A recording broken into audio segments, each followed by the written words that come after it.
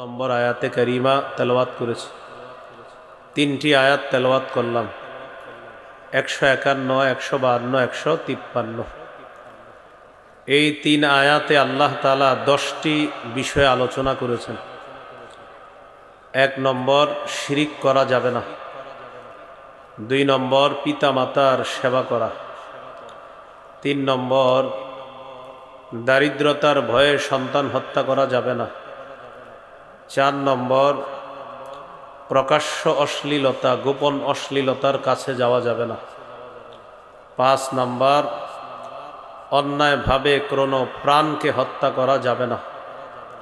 6 নম্বর, ইতিমের সম্পদের কাছেও যাওয়া যাবে না, ইতিমের সম্পদ আত্মসাৎ করার চিন্তাও করা যাবে না। 7 নম্বর, পরিমাপ এবং ওজন যখন করব তখন পরিমাপ এবং ওজন পরিপূর্ণ করে দিতে হবে। 8 নম্বর, আল্লাহর সাথে কৃত অঙ্গীকার পুরা করা। 9 নম্বর, 8 নম্বর, কথা বললে সত্য কথা বলা। 9 নম্বর, আল্লাহর সাথে কৃত অঙ্গীকার পুরা করা। 10 নম্বর, সিরাতে মুস্তাকিম, সোজা রাস্তা, সঠিক রাস্তার অনুসরণ করা। আশেপাশে অনেক বাঁকা রাস্তা আছে, এইগুলা অনুসরণ করা যাবে না।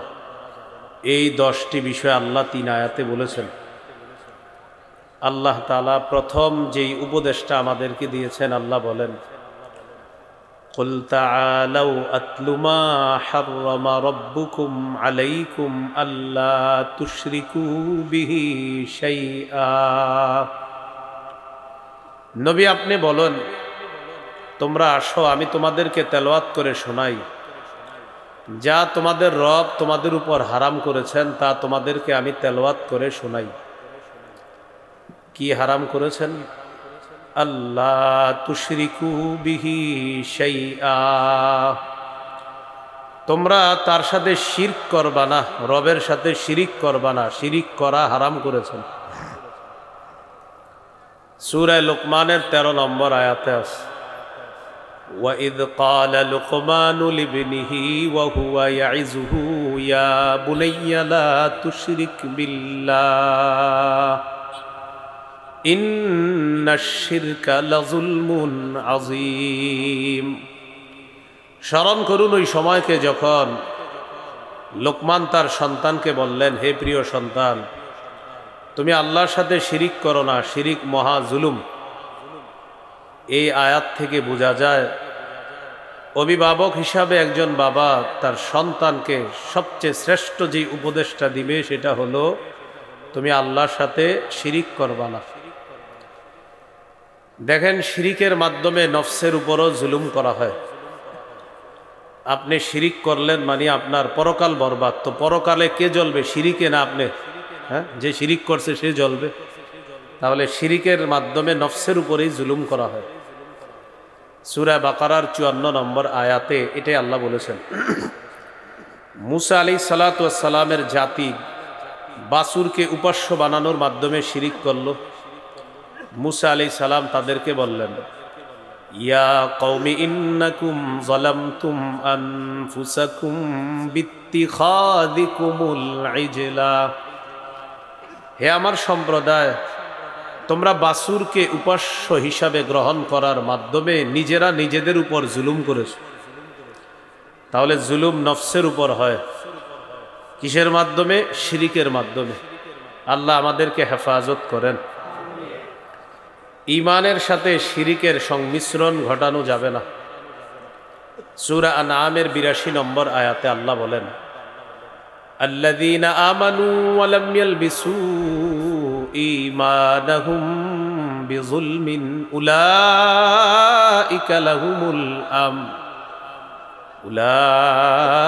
লাহুমুল আমনু ওয়া হুম মুহতাদুন। যারা ঈমান এনেছে আর ঈমানকে শিরিকের সাথে সংমিশ্রণ করেনি।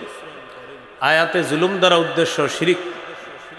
শিরিকের সাথে যারা ঈমানকে সংমিশ্রণ করেনি, আল্লাহ তাআলা বলেন, উলাইকা লাহুমুল আমনু, তাদের জন্যই নিরাপত্তা, আমি আল্লাহ তাদের জন্য নিরাপত্তা ঘোষণা করলাম। ওয়াহুম মুহতাদুন, আর তারাই হেদায়েত প্রাপ্ত। কিছু শিরিক আছে লোক দেখানো ইবাদত। লোক দেখানো ইবাদত করলে আপনার এই ইবাদত এটা গোপন শিরিক যুক্ত ইবাদত হয়, আর ছোট শিরিক যুক্ত ইবাদত হয়। আল্লাহ আমাদেরকে এই গোপন শিরিক, ছোট শিরিক থেকে হেফাজত করেন। গোপন শিরিক বা ছোট শিরিকের অপর নাম হলো রিয়া বা লোক দেখানো ইবাদত করা। সূরা কাহফের সর্বশেষ আয়াতে আল্লাহ বলেন, ফামান কানা ইয়ারজু লিকা রাব্বিহি ফালইআমাল আমালান সালিহা ওয়ালা ইউশরিক বিইবাদাতি রাব্বিহি আহাদা। যে ব্যক্তি তার রবের সাথে সাক্ষাৎ কামনা করে, দুইটা শর্ত রবের সাথে সাক্ষাৎ করার, ফালইআমাল আমালান সালিহা, সেজন্য নেক কাজ করে, ওয়ালা ইউশরিক বিইবাদাতি রাব্বিহি আহাদা, সেজন্য ইবাদতে কাউকে অংশীদার না বানায়, ইবাদতে যেন শিরিক না করে। এজন্য দেখেন আমলের সর্বশেষ ফলাফল হলো আপনার আমল নামা ভারী হয়ে আপনি জান্নাতি হয়ে যাওয়া। ওই আজকের শেষ হাদিসের আলোচনা তো এই বিষয়ে হয়েছে। প্রত্যেকটা বস্তুর তিনটা অংশ থাকবে। কয়টা? তিনটা অংশ থাকবে প্রত্যেকটা বস্তুর। একটা হলো দেহ, আরেকটা হলো রূহ, আরেকটা হলো ফলাফল। আমল এটা হলো দেহ। এই আমল নামক দেহের রূহ হলো ইখলাস, আর এই ইখলাস যুক্ত আমলের ফলাফল হলো ওজনের পাল্লায় আপনার আমল নামাটা ভারী হয়ে যাওয়া। এই জন্য ইমাম বুখারী শেষ হাদিস আনছেন আমল ওজনের পাল্লায় মাপা হবে। তো কেন এই জন্য আনছেন? প্রথম হাদিস ইন্নামাল আমালু বিন্নিয়াতে দুইটা বলছে, আমল নামক দেহের কথা বলছে, আর এই দেহের রূহ সেটা হলো ইখলাস, বিশুদ্ধ নিয়ত। তো বিশুদ্ধ নিয়তের সাথে যদি আমল হয়, বুখারী শেষ হাদিসের মধ্যে আনছে সেই আমল ওজনের পাল্লায় ভারী হয়ে যাবে। এই যে তিনটা অংশ। তো আল্লাহ বলেন আল্লাহর সাথে যে সাক্ষাৎ করতে চায় সে যেন নেক কাজ করে, আর ইবাদতে যেন সে শিরিক না করে। মুফাসসিরিনে কেরাম বলেন এখানে ইবাদতে শিরিক দ্বারা এটা উদ্দেশ্য লোক দেখানো ইবাদত। কেউ যেন লোক দেখানো ইবাদত না করে। আল্লাহ আমাদের সকলকে আল্লাহর জন্য ইবাদত করার তৌফিক দান করেন। قال رسول الله صلى الله عليه وسلم إن أخوف ما أخاف عليكم الشرك الأصغر। রাসূলুল্লাহ সাল্লাল্লাহু আলাইহি সাল্লাম বলেন, আমি তোমাদের ব্যাপারে সবচেয়ে আশঙ্কা করি ছোট শিরিকের। ক্বালু ওয়ামা শিরকুল আসগরু ইয়া রাসূলুল্লাহ। সাহাবীগণ জিজ্ঞাসা করলেন, ইয়া রাসূলুল্লাহ, ছোট শিরিক কি আপনার কাছে জানতে চাই। নবীজি বললেন, আর রিয়া, লোক দেখানো ইবাদত করা, এটা হলো ছোট শিরিক। লোক দেখানো ইবাদত করা ছোট শিরিক, এটাকে গোপন শিরিকও বলা হয়। ক্বালা রাসূলুল্লাহ সাল্লাল্লাহু আলাইহি ওয়াসাল্লাম ইয়াকুম ওয়া শিরকাস সারাইর। নবীজি বলেন তোমরা গোপন শিরিক থেকে বাঁচো। ক্বালু ওয়া মা শিরকুস সারাইর ইয়া রাসূলুল্লাহ। সাহাবীগণ প্রশ্ন করলেন, হুজুর গোপন শিরিক কি জিনিস? ফাকালা রাসূলুল্লাহ সাল্লাল্লাহু আলাইহি ওয়াসাল্লাম ইয়াকুমুর রাজুলু ফায়ুসাল্লি ফায়ুযায়্যিনু সালাতাহু জাহিদান লিমা ইয়ারা মিন নাযরিন নাসি ইলাইহি। মানুষ নামাজের মধ্যে দাঁড়ায়, নামাজকে সুন্দর করে এই নিয়তে যেন মানুষ তার নামাজের প্রশংসা করে। মানুষ নামাজ পড়ে এই নিয়তে নামাজ সুন্দর করে যেন মানুষ তার নামাজের প্রশংসা করে। নবীজি বলেন যাকা শিরকুস সারাইর, এটাই হলো গোপন শিরিক। এক সাহাবী প্রশ্ন করলেন, ইয়া রাসূলুল্লাহ, কেউ যদি আল্লাহকে খুশি করার জন্য নামাজ সুন্দর করে আর যদি মানুষ তার নামাজের প্রশংসা করে, এটাও কি গোপন শিরিক? নবীজি জবাব দিলেন, তিলকা আজিলু বুশরাল মুমিন।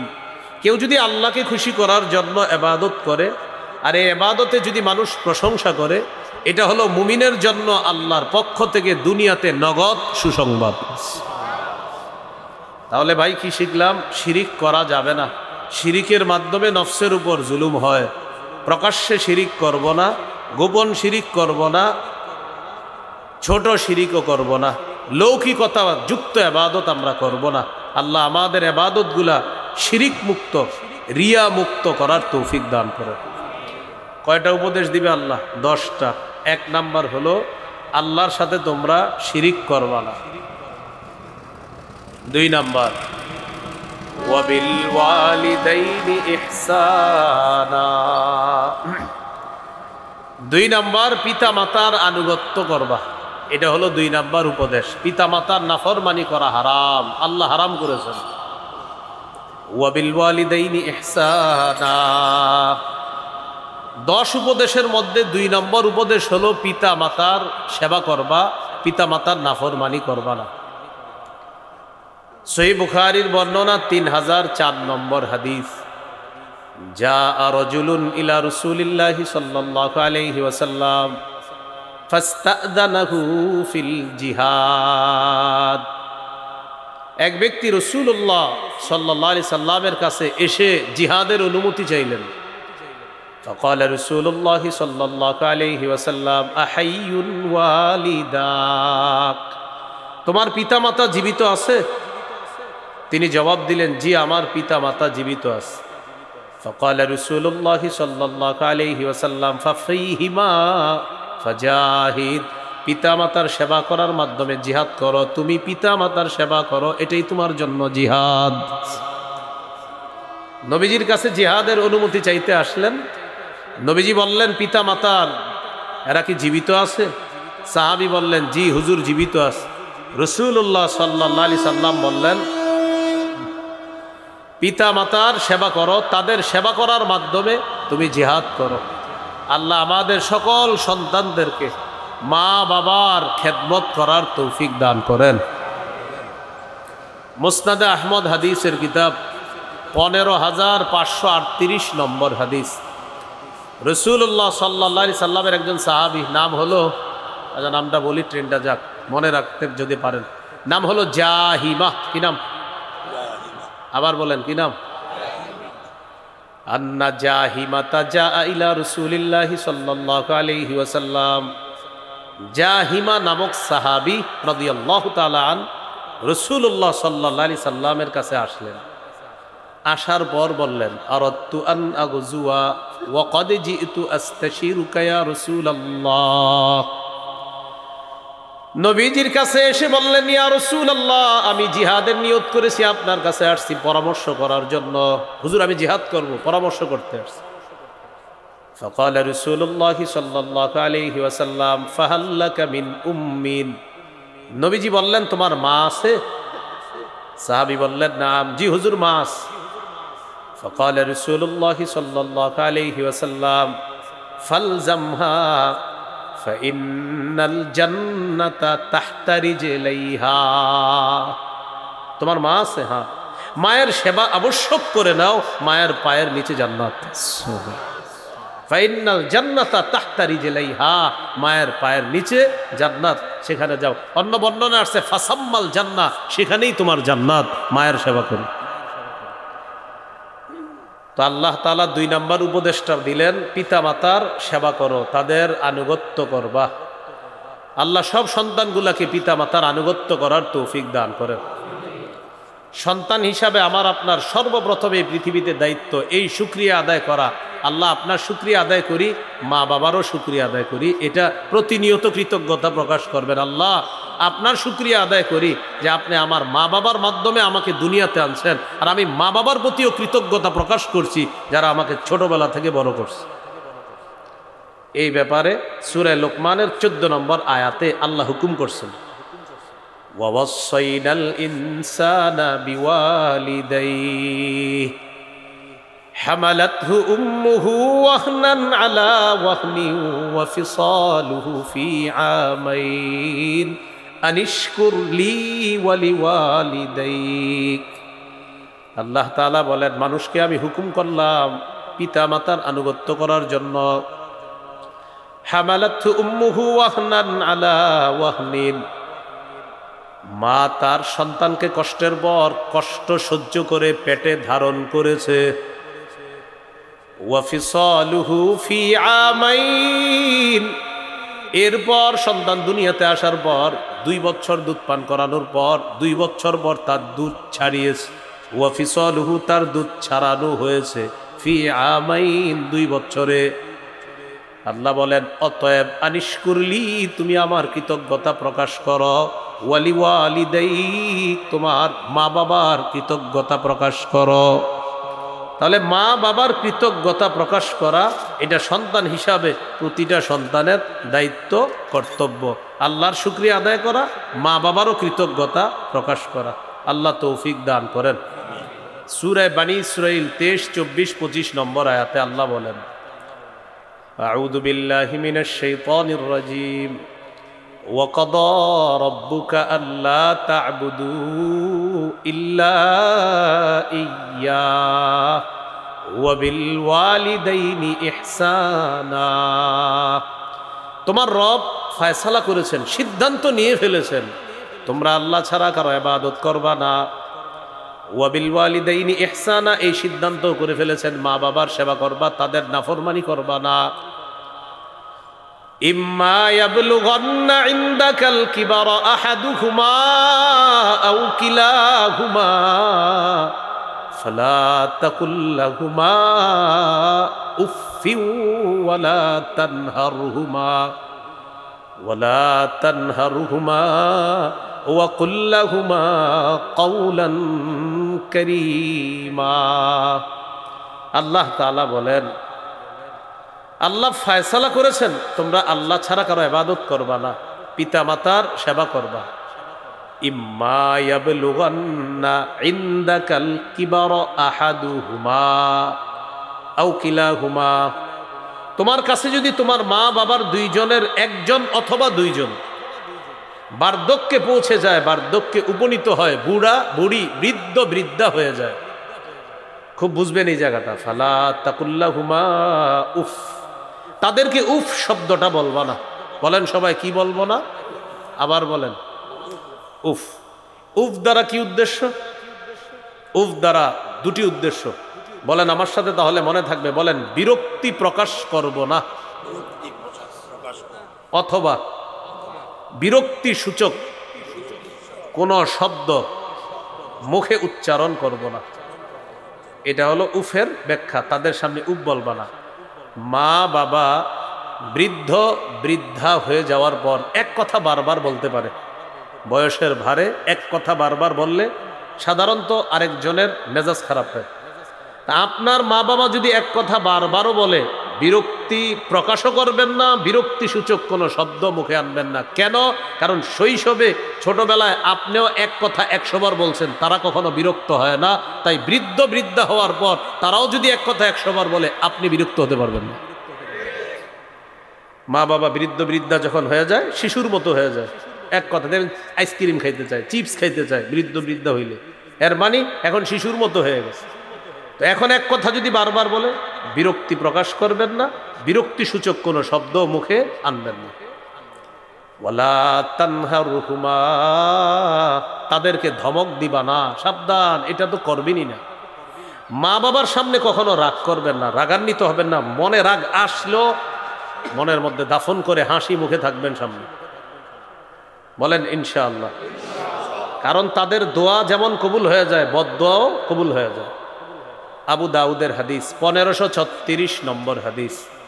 ক্বালা রাসূলুল্লাহ সাল্লাল্লাহু আলাইহি ওয়াসাল্লাম সালাসু দাওয়াতিন মুস্তাজাবাত, নবীজি বলেন 3টি দোয়া কবুল হয়ে যায়। বলেন কয়টি দোয়া কবুল হয়ে যায়? 3টি। 1 নম্বর দাওয়াতুল ওয়ালিদ, পিতা মাতার দোয়া।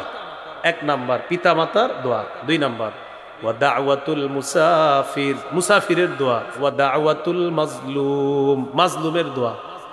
3টি দোয়া কবুল হয়েই যায়। হাদিসে আসছে লা শাক্কা ফিহিন্না, এতে কোনো সন্দেহ নাই।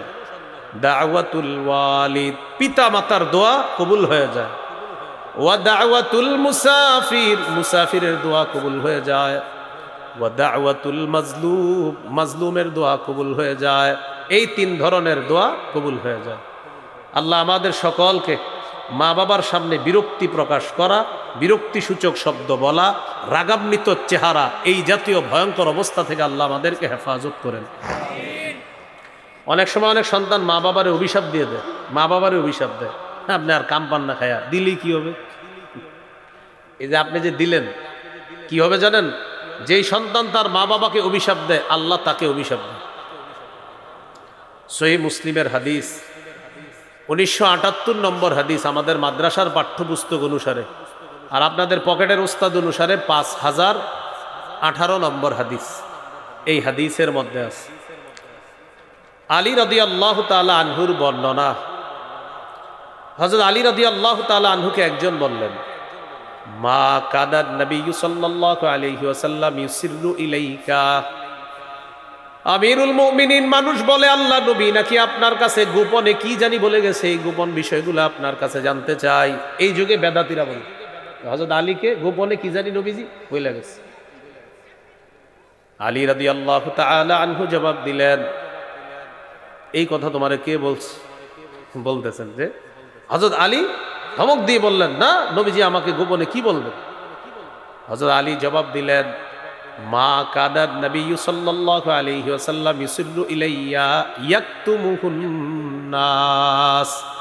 মানুষের কাছে আড়াল করে নবী আমাকে এমন কিছু গোপনে বলে নাই, তবে এতটুকু আমার মনে হয় যে নবী আমারে 4টা কথা বলছিলেন, সেটাও আর গোপন নাই, এই যে আমি এখন তোমাদেরকে বলে দিচ্ছি। হযরত আলী রাদিয়াল্লাহু তাআলা আনহু বললেন, নবী আমাকে মানুষের থেকে আড়াল করে কিছু বলে নাই। গায়রা আন্নাহু হাদ্দাসানি ফি, নবীজি আমাকে বলেছেন কালিমাতিন আরবাইন, 4টা কথা বলেছেন আমাকে, যে কথাটা আমার মনে হচ্ছে আমাকে আড়ালে বলেছিলেন, তবে এখন তো আর আড়াল নাই, এখন এই যে তোমাদেরকে বলে দিচ্ছি। তাহলে বলেন তো, একান্তে হযরত আলীকে নবী কয়টা কথা বলছিলেন? সেই 4টা কি আর গোপন আছে না বলে দিছে? সাহাবী প্রশ্ন করলেন, ওয়ামা হুন্না ইয়া আমিরুল মুমিনিন। আলী রাদিয়াল্লাহু তাআলা আনহুকে প্রশ্ন করলেন তার ছাত্র, আমিরুল মুমিনিন, এই 4টা বিষয় কি আপনার কাছে জানতে চাই? আলী রাদিয়াল্লাহু তাআলা আনহু জবাব দিলেন, আল্লাহ নবী বলেন, লাআনাল্লাহ মান লাআনা ওয়ালিদা। ওই ব্যক্তিরে আল্লাহ অভিশাপ দেয় যে ব্যক্তি তার মা বাবাকে অভিশাপ দেয়। 4 কথার প্রথম কথা, লাআনাল্লাহ মান লাআনা ওয়ালিদা। আল্লাহ তাআলা ওই ব্যক্তিকে অভিশাপ দেয় যে ব্যক্তি তার পিতা মাতাকে অভিশাপ দেয়। ওয়া লাআনাল্লাহ মান যাবাহা লিগাইরিল্লাহ। আল্লাহ ওই ব্যক্তিকে অভিশাপ দেয়। 2 নাম্বার, 4 কথার দ্বিতীয় কথা, আল্লাহ তাআলা ওই ব্যক্তিকে অভিশাপ দেয় যে ব্যক্তি গায়রুল্লাহর নামে জবাই করে, আল্লাহ ছাড়া অন্য কারো নামে যে জবাই করে তাকে আল্লাহ অভিশাপ দেয়। কয়টা হলো কথা? 2টা। 3 নাম্বার, ওয়া লাআনাল্লাহ মান আওয়া মুহদিসা। যে ব্যক্তি কোনো বেদাতিকে আশ্রয় দেয় তাকে আল্লাহ অভিশাপ দেয়। আপনি একজন বেদাতিকে এই এলাকার 1 কাঠা জায়গা দিয়ে দিলেন, যে বেদাতি তুমি এই 1 কাঠা জায়গার মধ্যে একটা আস্তানা বানাও, আমরা 2 জনে মিলে বেদাত সাপ্লাই দিব, এরকম আপনি আশ্রয় দিলেন। এই বেদাতিকে যে আশ্রয় দেয় তাকে আল্লাহ অভিশাপ দেয়। কয়টা হলো? 3টা। 4 নাম্বার, ওয়া লাআনাল্লাহ মান গায়্যারা মানারাল আরদ। ওই ব্যক্তিকে আল্লাহ অভিশাপ দেয় যে ব্যক্তি জমিনের নিশানা পরিবর্তন করে ফেলে। খুঁটিটা ছিল আগে এই জায়গায়, হঠাৎ খুঁটি এখানে চলে গেছে। আরে ঘটনা কি? জিজ্ঞাসা করছে ঘটনা কি, আপনি খুঁটি পাল্টাইলেন কেন? পাওয়ারে আছে। কিসে আছে? আবার কিছুদিন পর দেবেন খুঁটি এখানে এসে পড়ছে, ঘটনা কি? পাওয়ার শেষ। এই যে বিষয়গুলা তো সঠিক না। ওয়া লাআনাল্লাহু মান গায়্যারা মানারাল আরদ। যে ব্যক্তি জমিনের নিশানা পরিবর্তন করে, সীমানা পরিবর্তন করে, আল্লাহ তাকে অভিশাপ দেয়। কয় কথা? 4। এই 4 কথা কি আর গোপন আছে না জানিয়ে দিছে? এই 4টার মধ্যে একটা হলো, মা বাবাকে যদি কেউ অভিশাপ দেয় আল্লাহ তাকে অভিশাপ দেয়। এটা হলো আমার মূল আলোচ্য বিষয়, যে মা বাবাকে কখনো অভিশাপ দিবেন না, তাদের সামনে রাগ করবেন না। আল্লাহ কথাগুলা মনে রাখার তৌফিক দান করেন। তাহলে বাবা মা বার্ধক্যে উপনীত হলে 1 নাম্বার, উফ শব্দটা বলবো না। 2 নাম্বার, ওয়ালা তানহার হুমা, তাদেরকে ধমক দিবা না। আমরা কখনো ধমক দিব না, রাগত স্বরে কথা বলবো না, রাগান্বিত চেহারা তাদের সামনে রাখবো না। এরপরে আল্লাহ বলেন, ওয়াকুল লাহুমা কাওলান কারীমা, তাদের সাথে নরম কথা বলবা, ভদ্রভাবে কথা বলবা, তাদের সাথে সম্মানসূচক কথা বলবা। এক কথা বারবার বললে কি বলবেন জানেন? জি আব্বা ঠিক আছে, আম্মা ঠিক আছে, আসলে কিন্তু ঠিক নাই অনেকগুলো, কিন্তু এরপরে আপনি বলবেন জি আব্বা জি ঠিক আছে ঠিক আছে, মানে আপনি মেনে নেবেন জি। আর আসলে তো আপনি জানেন যে কোনটা এখানে সঠিক কোনটা সঠিক না, কারণ এটা তো আপনি আবার আলেমদের সাথে পরামর্শ করবেন যে হুজুর আব্বা আম্মা তো এটা বলতেছে, কি করা যায়? তখন আলেমরা আপনাকে বলে দিবে যে এতটুকু অংশ জায়েজ আছে, এতটুকু জায়েজ নাই। তো আপনার আব্বা যদি বারবার একটা কথা বলে, তো আপনি দেখতেছেন যে এই সবগুলা কথা আসলে মানা জরুরিও না, তোর মুখের সামনে কি বলবেন? জি জি আব্বা জি আম্মা জি, হাসি মুখে বলবেন, বিরক্তিসূচক শব্দ আনবেন না, বিরক্তি প্রকাশ করবেন না, ধমকও দিবেন না। ওয়াকুল লাহুমা কাওলান কারীমা, ভদ্রভাবে কথা বলবা, সম্মানসূচক কথা বলবা, এটা আল্লাহ বলে দেন। মনে থাকবেন ইনশাআল্লাহ। ওয়াকুর রব্বিরহামহুমা কামা রাব্বায়ানি সগীরা, আর তুমি দোয়া করবা, হে আমার রব, আমার পিতা মাতা যেইভাবে শৈশবে আমার লালন পালন করেছে, আমার পিতা মাতাকে এইভাবে আপনি দয়া করেন, মায়া করেন, তাদের প্রতি আপনি রহম করেন, যেইভাবে আমার মা বাবা আমাকে শৈশবে লালন পালন করেছে। পিতা মাতার জন্য দোয়া করা। আবু দাউদের হাদিস 2880 নম্বর হাদিস, 2880। قال رسول الله صلى الله عليه وسلم إذا مات الإنسان انقطع عنه عمله إلا من ثلاثة। নবীজি বলেন মানুষ যখন মারা যায় তার আমলের সুযোগ শেষ হয়ে যায়, বন্ধ হয়ে যায়। ইল্লা মিন সালাসা, তিনটি আমলের সওয়াব বাকি থাকে। ইল্লা মিন সাদাকাতিন জারিয়া, এক নাম্বার সদকায়ে জারিয়া, এটার সব কবরে যাওয়ার পরেও সে পেতে থাকবে। দুই নাম্বার আও ইলমিন ইউনতাফাউ বিহি, এমন এলেম যে এলেমের মাধ্যমে উপকৃত হওয়া যায়, আপনার বিদ্যায় আরেকজন উপকৃত হয়, এ যতজন উপকৃত হচ্ছে তাদের এলেমের সওয়াব আপনার কবরে আল্লাহ দিয়ে দিবে। শাইখুল হাদিস আল্লামা আজিজুল হক রহমতুল্লাহি আলাইহি, হযরতের শুধু হাজার হাজার ছাত্র আছে শাইখুল হাদিস, ওনার হাজার হাজার ছাত্র যারা শুধু শাইখুল হাদিস, আর মুহাদ্দিস মুফতি তো আছে, মানে শুধু শাইখুল হাদিস আছে হাজার হাজার ছাত্র, আর মুহাদ্দিস আছে, মুফতি আছে, আরো অন্যান্য কিতাব বিভাগেও আছে হুজুরের। তাহলে এই শাইখুল হাদিস আল্লামা আজিজুল হক রহমতুল্লাহ আলাইহি এমন কাজ দুনিয়াতে করে গিয়েছেন। আও ইলমিন ইউনতাফাউ বিহি, এমন এলেম যে এলেমের মাধ্যমে উপকৃত হওয়া যায়। তো এই জন্য এলেম, এই মাদ্রাসার যারা পড়াশোনা করায় উস্তাদরা, তার এলেম দিয়ে 10 জন উপকৃত হয়, তার এলেম আরো 10 জন জানে। এই জন্য একজন আলেম কবরে যাওয়ার পর তার এই সিলসিলা যতদিন চালু থাকবে কবরে সওয়াব পৌঁছতে থাকবে। 3 নাম্বার আওয়ালাদিন সলিহিন ইয়াদউ লাহ, এমন একজন নেককার সন্তান দুনিয়াতে রেখে গেছে যে সন্তান পিতামাতার জন্য দোয়া করে, রব্বিরহামহুমা কামা রব্বায়ানি সগীরা। দোয়া করব তো ইনশাআল্লাহ। যাদের মা বাবা মারা গেছে তাদের জন্য দোয়া করবেন। মুসনাদে আহমদের হাদিস 10618 নম্বর হাদিস। قال رسول الله صلى الله عليه وسلم إن الله لا يرفع الدرجة للعبد الصالح في الجنة فيقول يا رب أنى لي هذا। سبحان الله। আল্লাহ তাআলা নেককার ব্যক্তির মর্যাদা জান্নাতের মধ্যে বাড়াবেন। আল্লাহ তাআলা নেককার ব্যক্তির মর্যাদা জান্নাতের মধ্যে বাড়িয়ে দিবেন। নিশ্চয়ই আল্লাহ লা ইয়ারফাউদ দারাজাতা, মর্যাদা বাড়াবেন, লিল আবদিস সালিহি, নেককার বান্দার, ফিল জান্নাহ, জান্নাতে। মানে জান্নাত তো একটা মর্যাদা, আরো মর্যাদা আল্লাহ তার বাড়াবে। ফায়াকুলু, ওই ব্যক্তি বলবে, ইয়া রাব্বি আন্না লি হাদা, আল্লাহ আমার এই মর্যাদা বাড়লো কেন? নেককার ব্যক্তি আল্লাহকে বলবে, আল্লাহ আমার মর্যাদা বাড়লো কেন? আল্লাহ তাআলা জবাব দিবেন, বিইস্তিগফারি ওয়ালাদিকা সালিহ, তোমার নেককার সন্তান তোমার জন্য দোয়া করছে তাই মর্যাদা বাড়ায় দিছিস। মন দিয়ে শুনছেন নি? আরে ট্রেনটা ডিস্টার্ব করলো। আচ্ছা আবার বলতেছি, দাঁড়াও।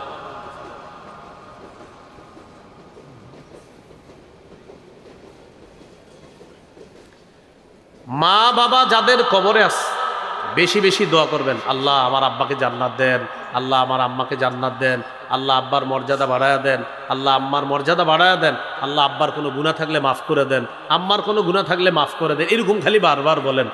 তো আল্লাহর রসুল সাল্লাল্লাহু আলাইহি সাল্লাম বলেন আল্লাহ তাআলা নেককার বান্দার মর্যাদা জান্নাতে বাড়ায়া দেয়। বাড়ায়া দেওয়ার পর নেককার বান্দা বলে আল্লাহ আমার মর্যাদা কেন বাড়লো?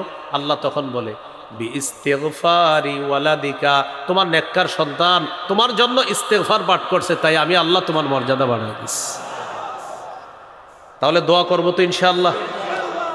আল্লাহ তৌফিক দান করেন। বলেন সূরা আনামে কয় উপদেশ দিবে আল্লাহ? হ্যাঁ, কয় উপদেশ দিবে? 10 উপদেশ। তো যাই হোক, পরের অংশটা শুনিনি, সূরা বনী ইসরাঈলের। ওয়াকফিদ লাহুমা জানাহাদ-দুল্লি মিনার রাহমা, এই অংশটা রয়ে গেছে। ওয়াকফিদ লাহুমা জানাহাদ-দুল্লি মিনার রাহমা, তুমি তোমার পিতা মাতার সামনে তাদের জন্য রহমতের ডানা বিছিয়ে দিবা, দয়ার ডানা বিছিয়ে দিবা, নম্র ব্যবহারের মাধ্যমে তাদের সামনে বিনয়ী হবা। তাহলে মোট কয়েকটা হুকুম। তোমার মা বাবা যদি তোমার কাছে বার্ধক্যে উপনীত হয় তাদেরকে উফ বলবা না। আমি উফের ব্যাখ্যা দিয়েছিলাম, বিরক্তি সূচক শব্দ বলবো না, বিরক্তি প্রকাশ করব না। 2 নাম্বার ওয়ালা তানহার হুমা, তাদেরকে ধমক দিবা না। ওই যে এক কথা বারবার বলবে, আপনি ধমক দিবেন না, রাগত স্বরে কথা বলবেন না। ওয়াকুল্লাহুমা কাউলান কারীমা, তাদের সাথে ভদ্রভাবে কথা বলবা। 4 নাম্বার ওয়াকফিদ লাহুমা জানাহাদ-দুল্লি মিনার রাহমা, তাদের সামনে দয়ার ডানা বিছিয়ে দিবা, নম্র আচরণের মাধ্যমে তাদের সামনে বিনয়ী হবা। 5 নাম্বার ওয়াকুর রব্বির হামহুমা কামা রব্বায়ানি সগীরা, দোয়া করবা মা বাবার জন্য আল্লাহ যেন তাদের প্রতি দয়া করে। আল্লাহ আমাদেরকে এমন সুসন্তান হওয়ার তৌফিক দান করেন। তাহলে 10 উপদেশের মধ্যে 2টা গেল। 1 নাম্বার শিরিক করা যাবে না, 2 নাম্বার মা বাবার নাফরমানি করা যাবে না, তাদের আনুগত্য করতে হবে। 3 নাম্বার ওয়ালা তাকতুলু আওলাদাকুম মিন ইমলাক নাহনু নারযুকুকুম ওয়া ইয়্যাহুম, তোমরা তোমাদের সন্তানদেরকে দারিদ্রতার ভয়ে হত্যা করো না। সন্তান দারিদ্রতার ভয়ে হত্যা করা যাবে না। নাহনু নারযুকুকুম, অভিভাবক আমি তোমাদেরকে রিজিক দেই, ওয়া ইয়্যাহুম, তোমাদের সন্তানদেরকেও আমি রিজিক দিই। সহিহ বুখারীর বর্ণনা, 6861 নম্বর হাদিসের বর্ণনা।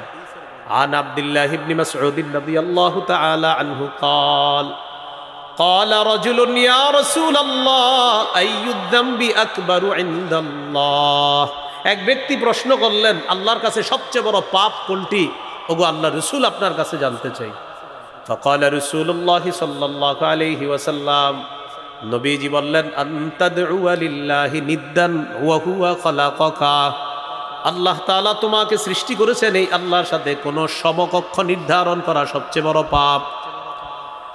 ক্বালা সুম্মা আইয়ুন ইয়া রাসূলুল্লাহ, প্রশ্ন করলেন হুজুর এরপর সবচেয়ে বড় পাপ কোনটি? নবী জবাব দিলেন আনতা কুতুলা ওয়ালাদাকা মাখাফাতা আইয়াতআমা মাআক, তোমার সন্তান তোমার খাদ্যে অংশগ্রহণ করবে এই ভয়ে সন্তান হত্যা করা এরপর সবচেয়ে বড় পাপ। আপনার সন্তান আপনার খাদ্যে অংশগ্রহণ করবে এই ভয়ে সন্তান হত্যা করা, এরকম হত্যা হয় কি না? হয়তো এক সন্তান হয়েছে আর 10 বছর সন্তান হয় না। কেন হয় না? কে খাওয়াবে? এই কারণে সন্তান হচ্ছে না। আবার ঘরে ক্যালেন্ডার লাগায় রাখছে 2টি সন্তানের বেশি নয়, 1টি হলেই যথেষ্ট হয়।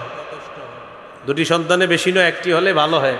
এই স্লোগান আপনাদেরকে যারা শিখায় এদেরও 7 জন 8 জন সন্তান এক একজনের, কারো বাপের পরিচয় আছে কারো নাই, বাকি সন্তান 7-8 জন।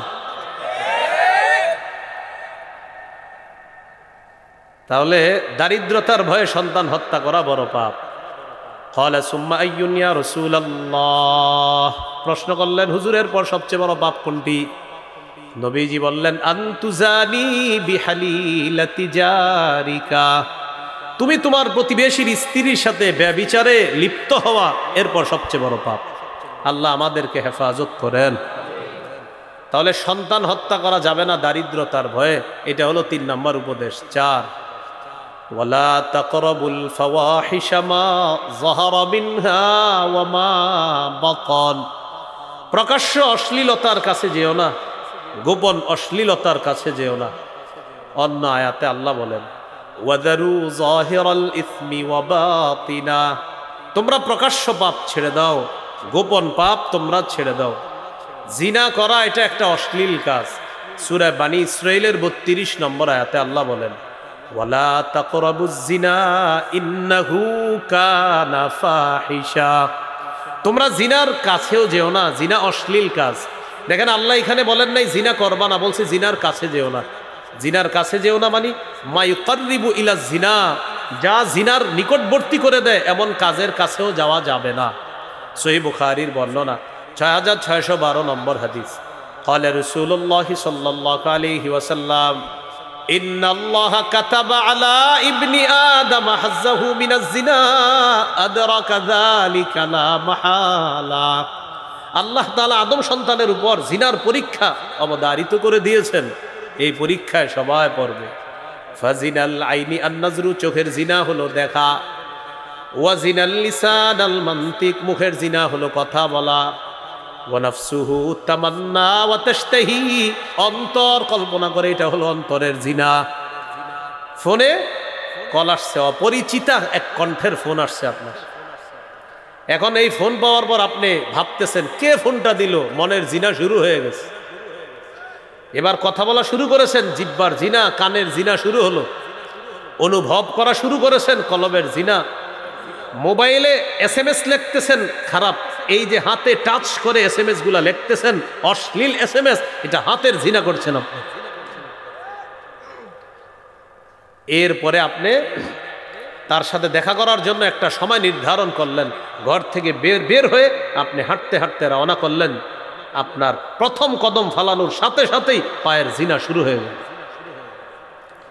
তার কাছে গেলেন, আল্লাহ না করেন শরীরে স্পর্শ হলে হাতের জিনা। নবী শেষে বলেন আল ফারজু ইউসাদ্দিকুহু যালিক আও ইউকাযযিব, সর্বশেষ লজ্জাস্থান আসল জিনায় রূপদান করে, বলি নাউযুবিল্লাহ। এই জিনা অহরহর প্রতিটা ঘরে হচ্ছে। মা বাবা জানেও না তার সন্তান পাশের রুমে দরজা লাগিয়ে মোবাইলে কি করছে, এটা কোনো মা বাবা, এরা ভাবতেছে অঙ্ক ইংরেজি করতেছে, কিন্তু সে জানতেছে না তার সন্তান কি করতেছে। এই জন্য ওলামায়ে কেরাম কখনো কখনো ইলেকট্রনিক মিডিয়া নিয়ে বললে আপনারা যা করেন উল্টা এর বিরুদ্ধে লিখতে থাকেন। কেউ কি আপনার নিষেধ করছে চালাইতে? বলে নাই, বলছে এটার কারণে যারা অশ্লীল কাজ করে এটা নিষেধ। তা আপনার রাগ হওয়ার কারণটা কি? মনে হয় আপনিও ওই অশ্লীল কাজের মধ্যে জড়িয়ে আছেন। আপনি তো রাগ করার কথা না। আল্লাহ আমাদেরকে বুঝার তৌফিক দান করেন। তো এই জিনা, এগুলা অশ্লীলতা, প্রকাশ্য অশ্লীলতা। এখন আমাদের এই সমাজের মধ্যে প্রকাশ্যে অশ্লীলতা হয় কিভাবে? চা দোকান তো এখন টেলিভিশন ছাড়া হয়ই না। চা দোকান টেলিভিশন থাকবে না তো হবেই না। ওখানে টেলিভিশন চলবে, অশ্লীল সিনেমা চলবে, সবাই একসাথে মিলে মিশে দেখতেছে। এক তো গুনাহ করতেছে, আবার অপরকে সাক্ষী বানাইতেছে। দোস্ত আমি তোমার সাক্ষী, তুমি আমার সাক্ষী, এরকম সাক্ষী বানাইতেছে, গুনাহ করতেছে, প্রতিনিয়ত গুনাহ করতেছে। এটা প্রকাশ্য অশ্লীলতা। ঘরের মধ্যে দরজা লাগিয়ে আপনি ইলেকট্রনিক মিডিয়ার গুনাহ করতেছেন, সেটা গোপন অশ্লীলতা। তো প্রকাশ্য পাপ, গোপন পাপ, প্রকাশ্য অশ্লীলতা, গোপন অশ্লীলতার কাছে যাইতো আল্লাহ নিষেধ করেছেন। আল্লাহ হেফাজত করেন। পাপের পরিণাম তো অনেক ভয়ঙ্কর, দুনিয়াবি কিছু পরিণতিও আছে ভয়ঙ্কর। পাপ আল্লাহর লানত টেনে আনে। কার লানত? সহিহ বুখারীর বর্ণনা 6783 নম্বর হাদিস। এই হাদিসের মধ্যে আছে قال رسول الله صلى الله عليه وسلم, নবীজি বলেন লানাল্লাহু সারিকা ইয়াসরিকুল বাইদাতা, আল্লাহ তাআলা ওই চোরকে অভিশাপ দেয় যে চোর ডিম চুরি করে। কি চুরি করে? তাহলে ডিমের মা যে চুরি করে তার কি অবস্থা? ডিম চুরি করলে অভিশাপ, ডিমের মা চুরি করলে? ওয়াসরিকুল হাবলা, কেউ যদি রশি চুরি করে তার উপর আল্লাহর অভিশাপ। তাহলে রশি দিয়ে যেটা বাঁধা ছিল সেটা চুরি করলে কি হবে? গরু, হ্যাঁ, চুরি করতে গেছিল গরু, লয়েছে রশি, এটার উপরও অভিশাপ। গরুটা আর আনতে পারে নাই, তো গরু চুরি করলে কি অবস্থা হবে? তো পাপ আল্লাহ লানত টেনে আনে। আবু দাউদের হাদিস 3674 নম্বর হাদিস। এই হাদিসটা সবাই একটু মন দিয়ে শোনেন। قال رسول الله صلى الله عليه وسلم لعن الله الخمر وشاربها وساقيها وبائعها ومبتاعها وعاصرها ومعتصرها وحاملها والمحمولة إليه কত নয় না না নয় নয় কত হলো নয় লাআনাল্লাহুল খামরা আল্লাহ মাদক দ্রব্যকে অভিশাপ দেয় কাকে মদকে আল্লাহ অভিশাপ দেয় উদ্দেশ্য মাদক দ্রব্য মাদক দ্রব্য আবার এখন অনেকে নাম পাল্টায়া মাদক দ্রব্য সেবন করে নামটা পাল্টায়া দেয় আর মানুষ যে নাম পাল্টায়া মাদক দ্রব্য নিবে এটাও আমগো নবী বলে গিয়েছেন ইবনে মাজার 4020 নম্বর হাদিসে আছে قال رسول الله صلى الله عليه وسلم لا يشربن ناس من امتي الخمر يسمونها بغير اسمها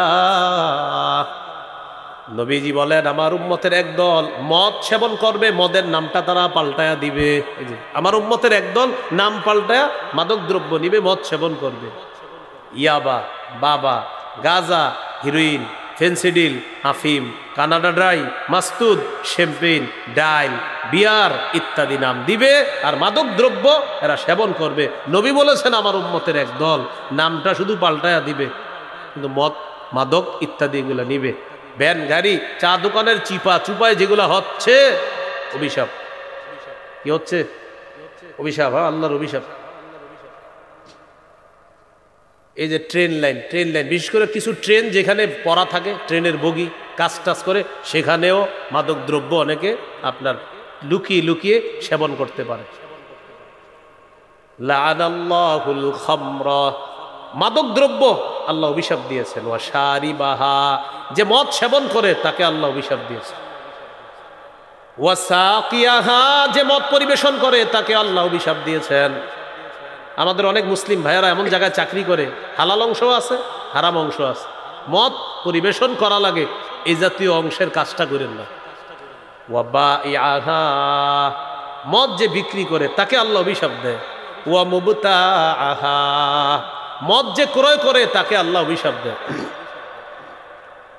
অনেকে সুন্দর সুন্দর ভাষণ দেয় মনে করেন এখানে এসেও দিতে পারে ভাই এলাকাকে আমরা মাদক দ্রব্য মুক্ত করব এলাকাবাসীর মুরব্বী যারা আছেন আমাদেরকে সহযোগিতা করবেন সামনে সবাই বলে ঠিক ঠিক খোঁজ নিয়ে দেখা যায় যে এরকম বলতেছে এই চুপি চুপে মাদক দ্রব্যের এক্সপোর্ট ইনপুট করতেছে এটা আসলেই ঠিক এটা রেডিমেড ঠিক না এটা আসলেই ঠিক তো এই যে বিষয়টা বা ইয়াহা ওয়া মুবতাহা যে বিক্রি করে যে ক্রয় করে উভয়ের উপর আল্লাহর অভিশাপ নাম্বার ওয়া আসিরাহা ওয়া মু'তাসিরাহা 6 নাম্বার যে মদ উৎপাদন করে তার উপর আল্লাহর অভিশাপ ওয়া মু'তাসিরাহা যে মদ পরিশোধন করে এটার নাম দেয় বিভিন্ন বাংলা মদ ইত্যাদি নাম দেয় এটার উপর আল্লাহর অভিশাপ ওয়া হামিলাহা মদ যে বহন করে নিয়ে যায় তার উপর আল্লাহর অভিশাপ যারা গাড়ি চালান যদি ইচ্ছাকৃতভাবে জেনে শুনে মাদক দ্রব্য আপনি বহন করেন আপনার উপর আল্লাহর অভিশাপ জেনে শুনে মাদক দ্রব্য বহন করবেন না যদি জেনে শুনে করেন আপনার উপর অভিশাপ 9 নাম্বার ওয়াল মাহমুলাতা ইলাই এটা মাদক আবরার বাইরে প্রশ্ন করে না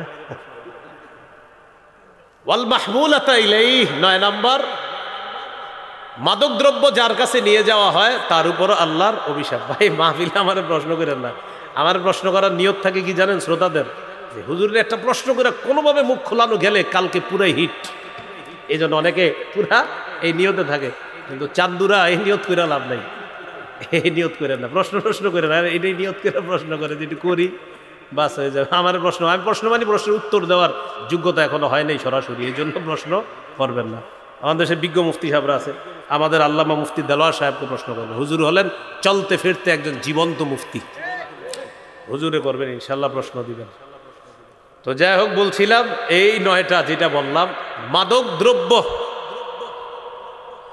যে মদ পান করে যে মদ পরিবেশন করে যে মদ বিক্রি করে যে মদ ক্রয় করে যে মদ বহন করে যার কাছে বহন করে নিয়ে যাওয়া হয় যে মদ উৎপাদন করে যে মদ পরিশোধন করে এই 9টা এগুলা সবগুলোর উপর আল্লাহর অভিশাপ তাহলে এই পাপ প্রকাশ্যে হোক গোপনে হোক এই পাপ আল্লাহর অভিশাপ দুনিয়াতেই টেনে আনে নাউজুবিল্লাহ আল্লাহ হেফাজত করেন পাপের কারণে আরো কিছু ক্ষতি হয়, যেমন মাদ্রাসার এই ছাত্রী অনেকে মাশাআল্লাহ তারা মাওলানা হয়েছে। এই জাতীয় মাওলানা যারা হয়েছে তাদের অভিভাবক এখানে আছেন, আপনারা একটু মন দিয়ে শোনেন। আবার অনেক ছাত্রদের অভিভাবকরাও আছেন। পাপের কারণে কোরআন সুন্নাহর নূর সিনা থেকে আল্লাহ ছিনায় নেয়। এটা আপনার কোরআন সুন্নাহর যে আলো আল্লাহ এই অন্তরে দান করে, পাপের কারণে এই বিদ্যা আল্লাহ উঠায় নেয়। পাপের কারণে পাপে জড়িয়ে যাওয়া যাবে না। আব্দুল্লাহ ইবনে মাসউদ রাদিয়াল্লাহু তাআলা আনহু বলেন, ইন্নী লা আহসিবু আন্নার রাজুলা ইয়ানসাল ইলমা ক্বাদ আলিমাহু বিদ্যামবি ইয়ামালুহু। আব্দুল্লাহ ইবনে মাসউদ রাদিয়াল্লাহু তাআলা আনহু বলেন, আমার অভিজ্ঞতা হলো মানুষ তার জানা বিদ্যা ভুলে যায় পাপের কারণে। মানুষ তার জানা বিদ্যা ভুলে যায় পাপের কারণে। আরেকটা দৃষ্টান্ত নেন, হানাফি মাযহাব, এই মাযহাবের ইমামের নাম কি? ইমাম আবু হানিফা রাহমাতুল্লাহি আলাইহি। কানাল ইমামু আবু হানিফা রাহিমাহুল্লাহ ইযা আশকালাত আলাইহি মাসআলা ক্বালা লিআসহাবিহি আহাযা ইল্লা লিযামবিন ক্বাদ আহদাসতুহু।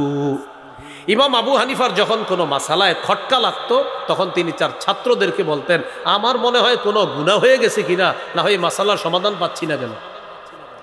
মাসালার সমাধান পাইতেছে না, উনি বলতেন আমার কোনো গুনাহ হইল কিনা।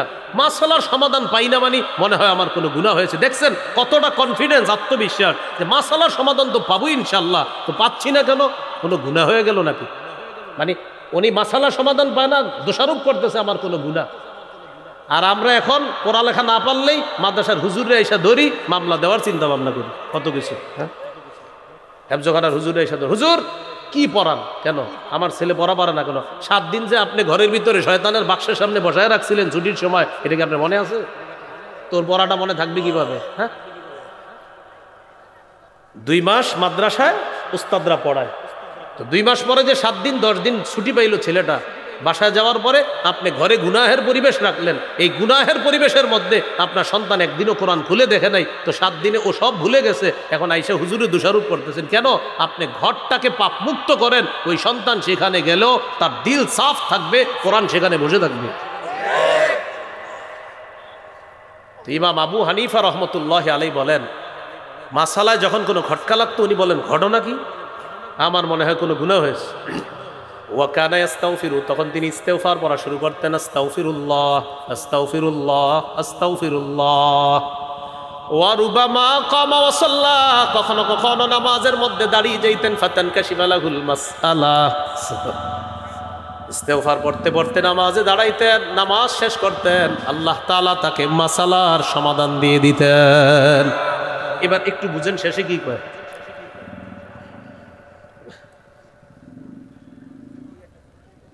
ট্রেন, মোটরসাইকেল, আচ্ছা এই গুরুত্বপূর্ণ অংশটা শুনে, মাসালার সমাধান পাওয়ার পর তাড়াতাড়ি যান, এই গুরুত্বপূর্ণ অংশটা, এটা ট্রেনের আওয়াজে না শুনলে হবে না। ইমাম আবু হানিফা যখন যাক এটা যাক যাক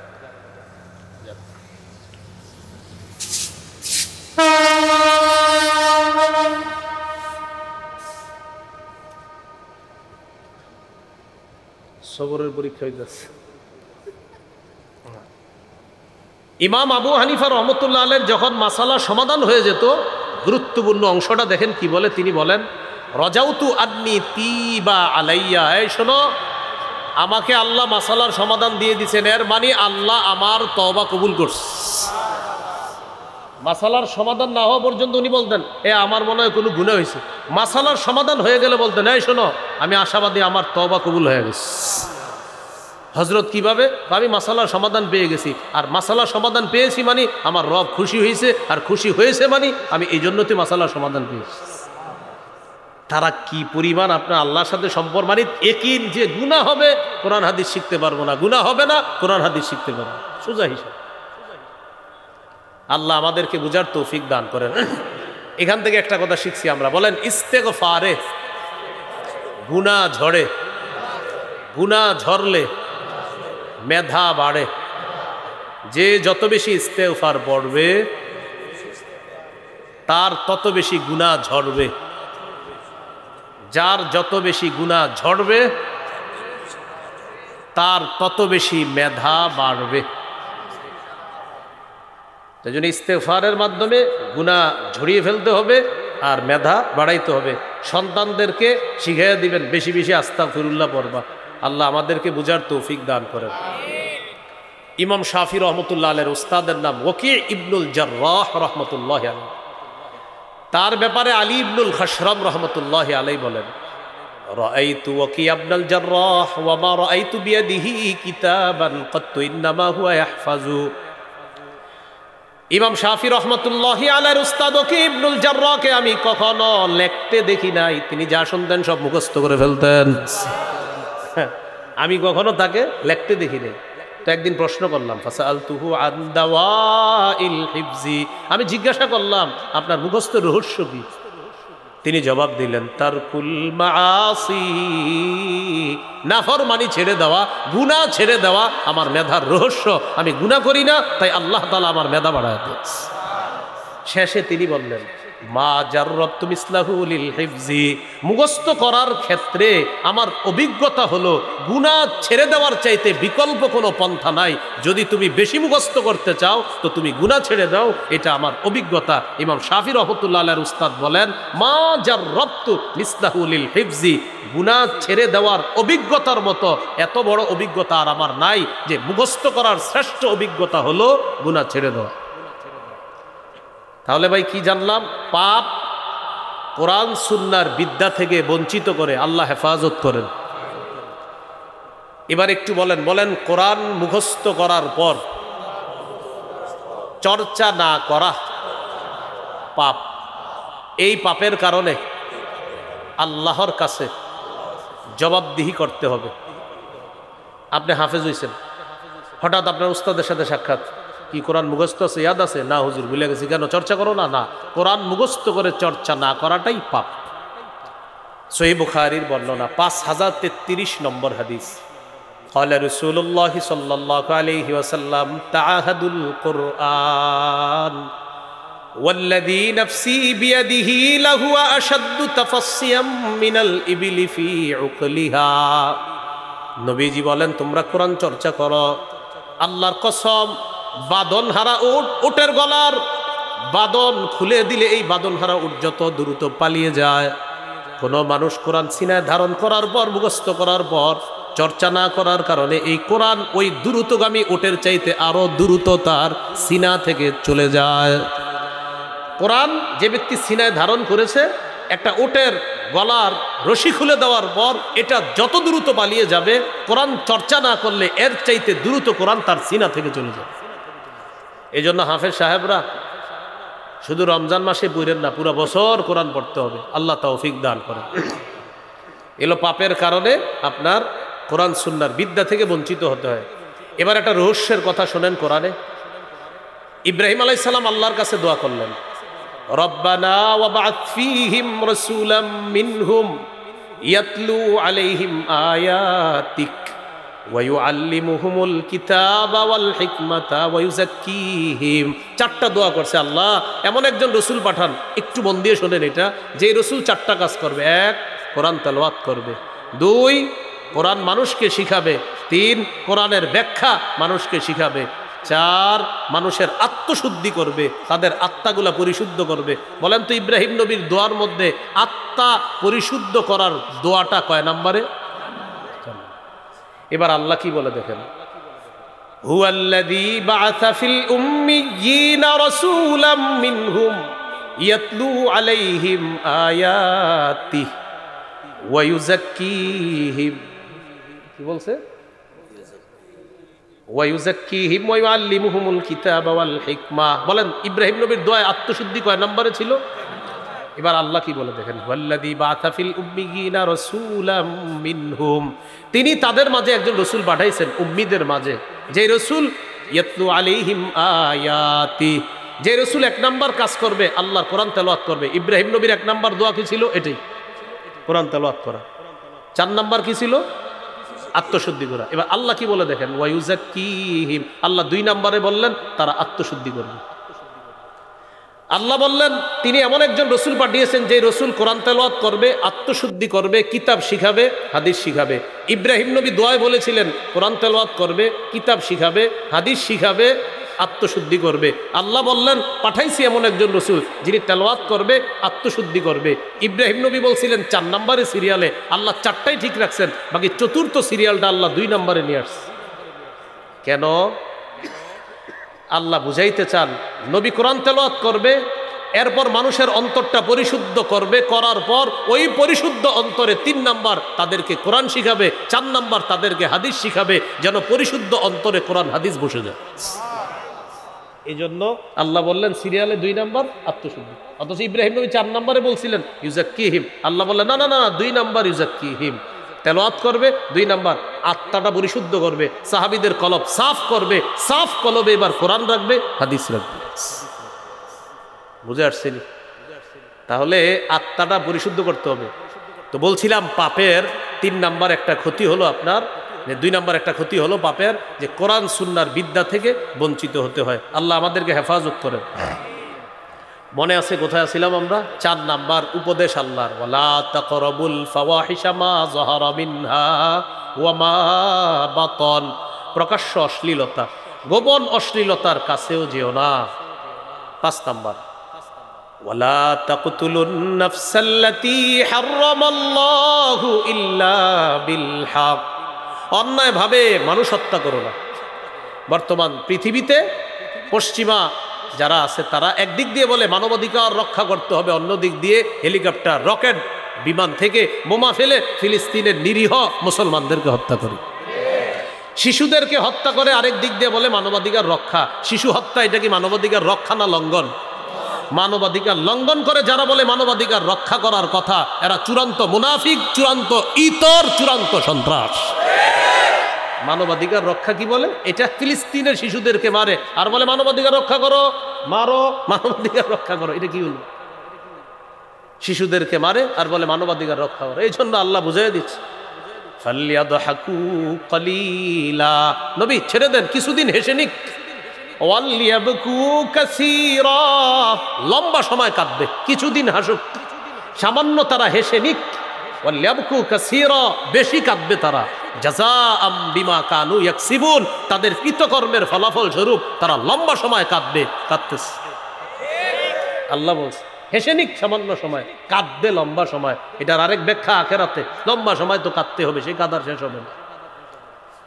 তাহলে মানুষ হত্যা করা এটা কোন ধরনের মানবাধিকার? এটা অন্যায়। সূরা মাইদার 32 নম্বর আয়াতে আল্লাহ বলেন, মান কাতালা নাফসাম বিগাইরি নাফসিন আও ফাসাদিন ফিল আরদ ফাকাআন্নামা কাতালান নাসা জামিআ, যে ব্যক্তি অন্যায়ভাবে কোনো মানুষকে হত্যা করলো সে যেন সারা পৃথিবীর সমস্ত মানুষকে হত্যা করলো। বলি নাউযুবিল্লাহ। আল্লাহ তাআলা বলেন, যালিকুম ওয়াসাকুম বিহি লাআল্লাকুম তাকিলুন, আল্লাহ তোমাদেরকে ওয়াজ করেন যাতে তোমরা বুঝো।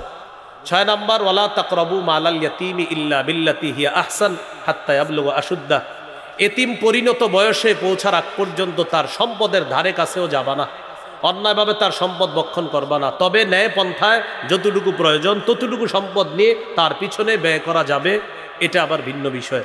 আল্লাহ বলেন, ইন্নাল্লাযীনা ইয়াকুলুনা আমওয়ালাল ইয়াতামা যুলমা, যারা এতিমের সম্পদ অন্যায়ভাবে ভক্ষণ করে, ইন্নামা ইয়াকুলুনা ফি বুতুনিহিম নারা, তারা পেটের মধ্যে আগুন খায়, ওয়া সায়াসলাউনা সাঈরা, ও চিরেই তারা প্রজ্বলিত আগুনে প্রবেশ করবে। 7 নাম্বার ওয়াউফুল কাইলা ওয়াল মিজানা বিল কিসত, ইনসাফের সাথে পরিমাপ এবং ওজন করার সময় পরিপূর্ণভাবে পরিমাপ করবা, ওজন করবা, ইনসাফের সাথে করবা। লা নুকাল্লিফু নাফসান ইল্লা উসআহা, আল্লাহ বলেন আমি সাধ্যের বাইরে কাউকে কোনো কিছু চাপায়া দেয় না। উদ্দেশ্য হলো পরিমাপ ওজন করার সময় সামান্য একটু এদিক সেদিক, সামান্য এদিক সেদিক বেখেয়ালে হয়ে যাওয়াটা স্বাভাবিক। আল্লাহ বলেন এটা মাফ করে দিবে। বেখেয়ালে এদিক সামান্য, সামান্য, বেশি না। এজন্য দেখেন যারা পরিমাপ করবেন আপনাদের একটা হতে পারে যে ওজন করার সময় একটু বেশি দিয়ে দিবেন, তাহলে অন্তরে আর ঝামেলা থাকবে না যে আমি কি তারে কম দিলাম কিনা, আপনি একটু বেশি দিয়ে দিন, তাহলে আর কোনো সমস্যা থাকবে না। এজন্য ওজনে একটু বেশি দেওয়ার চেষ্টা করবেন, কম না দেওয়া। 8 নাম্বার ওয়াইদা কুলতুম ফাদিলু, কথা বললে সত্য কথা বলবা, ইনসাফের কথা বলবা। ওয়ালাউ কানাদা কুরবা, যদিও নিকটাত্মীয় কেউ সামনে থাকে, আপনার নিকটাত্মীয় আসছে, আরেকজন আসছে, এখন একটা কথা বলতে হবে আপনার, এই কথাটা আপনার নিকটাত্মীয়র বিরুদ্ধেও যেতে পারে। এই জন্য আল্লাহ বলেন তখনও সত্য কথা বলবা, তোমার নিকটাত্মীয় যদি কেউ হয় সত্য কথা বলবা। ওবি আহদিল্লাহি আউফু, 9 নাম্বার আল্লাহর সাথে কৃত অঙ্গীকারগুলা রক্ষা করো। মুসলিম হিসাবে আল্লাহর যতগুলো আদেশ যতগুলো নিষেধ আছে এই সবগুলা থেকে বেঁচে থাকতে হবে। যালিকুম ওয়াসাকুম বিহি লাআল্লাকুম তাযাক্কারুন। আল্লাহ বলেন তিনি তোমাদেরকে ওয়াজ করতেছেন যাতে তোমরা উপদেশ গ্রহণ করো। সর্বশেষ 10 নম্বর, ওয়া আন্না হাযা সিরাতি মুস্তাকিমা, নবী বলেন এটাই আমার রাস্তা, ফাত্তাবিউ, এই রাস্তার অনুসরণ করো, ওয়ালা তাত্তাবিউস সুবুলা ফাতাফাররাকা বিকুম আন সাবিলি, অনেকগুলা রাস্তা আছে আশেপাশে, এগুলোর অনুসরণ করবা না। ফাতাফাররাকা, এই ফাতাফাররাকা এটা হলো ক্রিয়া, এটার কর্তা হলো আসুবুল। অনেকগুলা রাস্তা যদি অনুসরণ করো তাহলে ওই রাস্তাগুলা তাফাররাকা, বিচ্ছিন্ন করে দিবে তোমাকে সোজা রাস্তা থেকে। অনেকগুলা রাস্তার অনুসরণ করবা না, ওগুলাতে গেলে সোজা রাস্তা থেকে তোমাকে বিচ্ছিন্ন করে দিবে। ওসমান রাদিয়াল্লাহু তাআলা আনহুর বর্ণনা, নবীজি একটা লম্বা দাগ দিছে, আশেপাশে অনেকগুলা দাগ দিছে, দেওয়ার পর বললেন এটা সিরাতে মুস্তাকিম, এটা আল্লাহর রাস্তা। আশেপাশের রাস্তাগুলা হলো ইবলিসের রাস্তা। এক এক রাস্তার মাথায় শয়তান বসে বিভিন্ন অপরাধের দিকে মানুষকে ডাকে। আল্লাহ আমাদের সকলকে সিরাতে মুস্তাকিমের উপর যেন আমরা চলতে পারি, আল্লাহ তৌফিক দান করেন। 10 নম্বর যে বিষয়টা, সিরাতে মুস্তাকিমের উপর চলার জন্য বেশি বেশি দোয়া করা, ইহদিনাস সিরাতাল মুস্তাকিম, এই দোয়াটা করা। আরেকটা দোয়া আছে, রব্বানা লা তুজিগ কুলুবানা বাদা ইদ হাদাইতানা ওয়া হাব লানা মিন লাদুনকা রাহমা ইন্নাকা আনতাল ওয়াহ্হাব, এই দোয়াগুলা বেশি বেশি করা। নবীজির একটা দোয়া আছে, আল্লাহুম্মা মুকাল্লিবাল কুলুব সাব্বিত কলবি আলা দীনিক ইয়া মুসাররিফাল কুলুব সাররিফ কলবি আলা তাআতিক। 10টা উপদেশ। 1 নাম্বার, শিরিক করা যাবে না। 2 নাম্বার, পিতা মাতার নাফরমানি করা যাবে না। 3 নাম্বার, সন্তানকে দারিদ্রতার ভয়ে হত্যা করা যাবে না। 4 নাম্বার, প্রকাশ্য পাপ, গোপন পাপের কাছে যাওয়া যাবে না। 5 নাম্বার, কাউকে অন্যায়ভাবে হত্যা করা যাবে না। 6 নাম্বার, অন্যায়ভাবে এতিমের সম্পদের কাছেও যাওয়া যাবে না। 7 নাম্বার, পরিমাপ ওজন করতে হবে পরিপূর্ণ ইনসাফের সাথে। 8 নাম্বার, কথা বললে সত্য কথা বলা, ইনসাফের কথা বলা। 9 নাম্বার, মুসলিম হিসাবে আল্লাহর সাথে যে ওয়াদাগুলো আছে এই ওয়াদাগুলা পুরা করা। 10 নাম্বার, সিরাতে মুস্তাকিমের অনুসরণ করা, শয়তানের রাস্তাসমূহের অনুসরণ না করা। এই 10টি উপদেশ আমরা যেন আমাদের জীবনে বাস্তবায়ন করতে পারি, করণীয়গুলো করা, বর্জনীয়গুলো বর্জন করতে পারি। আল্লাহ তৌফিক দান করেন। সুবহানাল্লাহি ওয়া বিহামদিহি, সুবহানাকাল্লাহুম্মা।